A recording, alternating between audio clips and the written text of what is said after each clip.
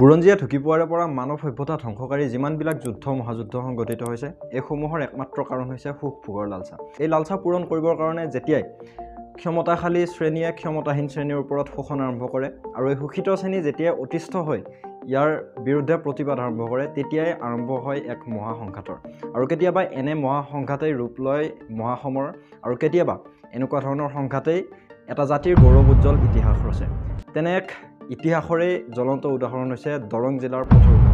কৃষকৰ তেজেৰে ৰঞ্জিত ঐতিহাসিক ৰণস্থলী হৈছে দৰং জিলাৰ পথৰুঘাট।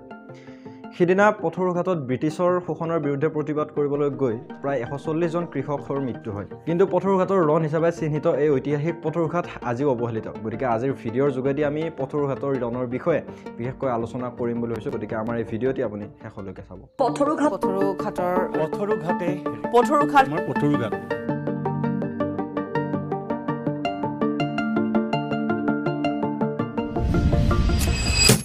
28 জানুৱাৰী 1994 চন দূৰ দূৰণিৰ গাঁৱলীয়া কৃষক মিলি দৰঙৰ চিপাঝাৰ অঞ্চলৰ পথৰুঘাট নামৰ ঠাইত একগোট হৈ কিনে ৰাইজমেল পাতে আৰু তাত হিন্দু মুছলমান কৃষকবিলাক একগোট হৈ কিনে ব্ৰিটিছ শাসকে নাঙলে প্ৰতি লগোৱা অন্যায়ৰ খাজনা ব্ৰিটিছক কেতিয়াও আদায় নিদিওঁ বুলি সিদ্ধান্ত গ্ৰহণ কৰে। ব্ৰিটিছ শাসকে বিভিন্ন কৰ কাটলেৰে ভাৰতীয় শোষণ কৰা এক ক'লা অধ্যায় আছে আৰু এই অধ্যায়ৰে এটা অংশ আছিল দুখীয়া কৃষকৰ ওপৰত আৰোপ কৰা নাঙলৰ কৰ, মাটিৰ কৰ ইত্যাদি। অসমো ইয়াৰ ব্যতিক্ৰম নাছিল। 19 শতিকাৰ নৱম দশকৰ সময়ছোৱাত ব্ৰিটিছ শাসকে অসমৰ মাটিক নতুনকৈ জৰীপ কৰি বস্তি মাটি, ৰূপিত মাটি আৰু ফৰিঙতি মাটি এই তিনি ভাগত ভাগ কৰে আৰু এই প্ৰত্যেক ভাগতে বেলেগ বেলেগকৈ খাজনা নিৰ্ধাৰণ কৰে। অত্যাধিক খাজনাৰ পৰিমাণে কৃষকসকলৰ ৰাজহাড় ভাঙি পেলোৱাৰ উপক্ৰম কৰিছিল আৰু ইয়াৰ পৰা পৰিত্ৰাণৰ উপায় উলিয়াবলৈ দৰঙী প্ৰজাই ৰাইজমেল পাতিলে।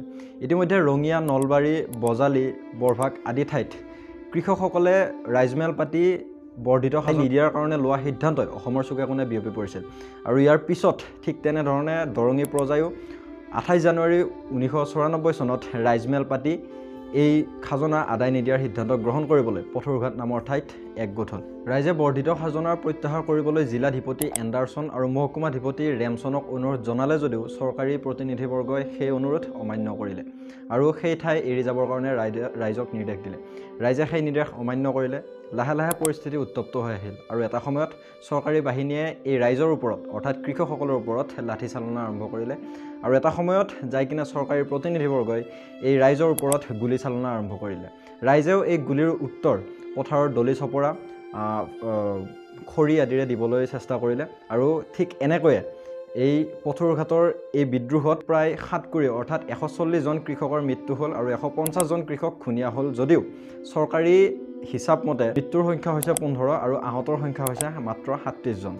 এই ঘটনাক পৰৱৰ্তী সময়ত পথৰুঘাটৰ ৰণ, পথৰুঘাটৰ কৃষক বিদ্ৰোহ আৰু পাথৌঘাটৰ ঠেৱা নামেৰে অভিহিত কৰা হৈছে। শাসকৰ শোষণৰ বিৰুদ্ধে জাতি, বৰ্ণ, ধৰ্ম নিৰ্বিশেষে হৰিবল আৰু আল্লাহু আকবৰ ধ্বনিৰে একগোট হোৱা এক প্ৰেৰণাদায়ক উদাহৰণ হৈছে এই পথৰুঘাটৰ বিদ্ৰোহ বা পথৰুঘাটৰ ৰণ। এই ভিডিঅ'টি চোৱাৰ বাবে ধন্যবাদ।